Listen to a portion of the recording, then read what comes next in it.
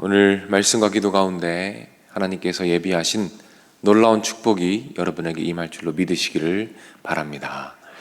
아멘. 오늘 본문은 고난주간의 다섯째 날 그리고 여섯째 날의 사건들을 기록해주고 계십니다.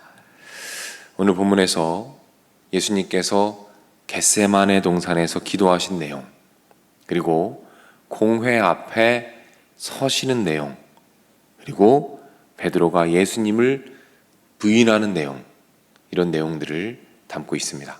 오늘은 특별히 이 베드로가 예수님을 부인하는 내용을 중심으로 살펴보겠습니다. 오늘 살펴볼 것은 이 베드로의 모습을 통해서 우리 신앙 성장의 과정이 어떻게 이루어지는가에 대해서 우리는 깨닫게 됩니다. 우리의 신앙 성장은 어떻게 이루어지는가? 결론부터 말씀드리면 우리의 신앙 성장은 밀물과 썰물같이 성장을 합니다. 밀물과 썰물같이 성장을 합니다. 예수님을 만난 베드로는 새 사람이 된 듯한 모습을 보여주었습니다. 그러나 오늘 본문에서 어떻습니까? 굉장히 실망스러운 모습이죠. 옛사람의 모습이 다시 드러나고 있는 거예요. 점점 더 과격하게, 처음 시작보다 과격한 모습으로 옛사람의 모습이 점점 극명하게 드러나고 있습니다. 처음엔 예수님을 모른다고 말하다가 나중엔 어떻게 되죠? 오늘 본문 72절입니다. 베드로가 맹세하고 부인하여 이르되 나는 그 사람을 알지 못하노라 맹세하기 시작하고, 그리고 오늘 본문을 다르게 표현한 마가복음 14장 71절은 베드로가 저주하며 맹세하되 라고 말합니다. 베드로가 처음엔 부인했지만 어떻습니까?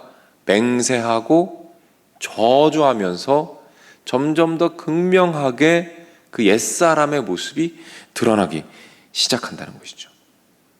하지만 우리가 기억해야 할 것이 있습니다. 베드로가 항상 이런 모습이었는가? 그렇진 않다는 것이죠. 베드로가 어땠습니까? 예수님을 만난 이후에 새 사람의 모습이 드러날 때도 있었습니다. 때로는 멋진 신앙 고백을 하기도 했고, 때로는 잠깐이지만 무리를 걷기도 했습니다. 예수님을 기쁘게 할 때도 있었다는 말씀이죠. 우리는 이런 모습 속에서 우리 신앙 성장의 모습이 어떠한가를 보게 됩니다. 이 신앙의 성장은 강물의 흐름처럼 흘러가는 것이 아니라 바다의 밀물과 썰물같이 진행된다는 것이죠. 강물은 어떻습니까?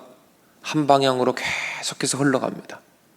우리 신앙 성장이 한 방향으로 계속해서 흘러가는 강물처럼 항상 성장해 가는 것은 아니라는 것이죠. 밀물과 썰물은 어떻습니까?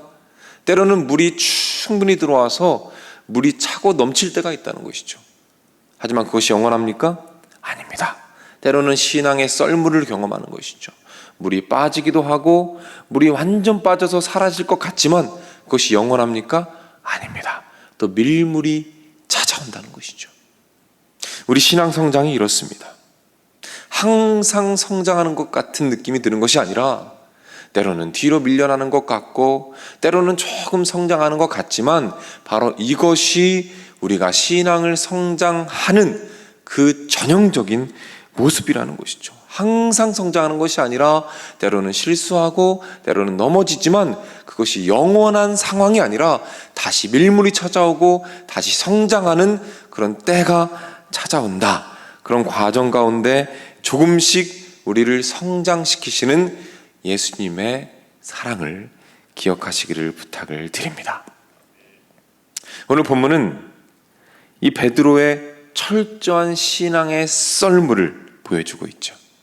하지만 이것이 결론이 아닙니다. 베드로는 어떻게 하죠?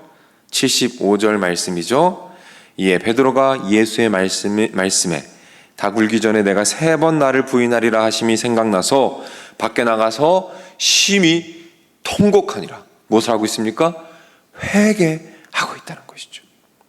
베드로는 회개하고 예수님이 주신 기회를 다시 붙잡고 신앙의 여정을 다시 시작합니다. 그래서 어떻게 되죠? 사도행전에서 놀라운 구원과 선교의 열매를 이루는 그 놀라운 신앙의 밀물의 시기를 또 경험한다는 것입니다. 사랑하는 여러분, 오늘 말씀을 통해서 꼭 기억하시길 바랍니다. 우리 하나님께서 저와 여러분들의 신앙 성장의 여정 가운데 함께 하심을 믿으시길 바랍니다. 그런데 우리가 원하는 것처럼 항상 우리의 신앙이 평탄하게 성장하는 것은 아니라는 사실이죠.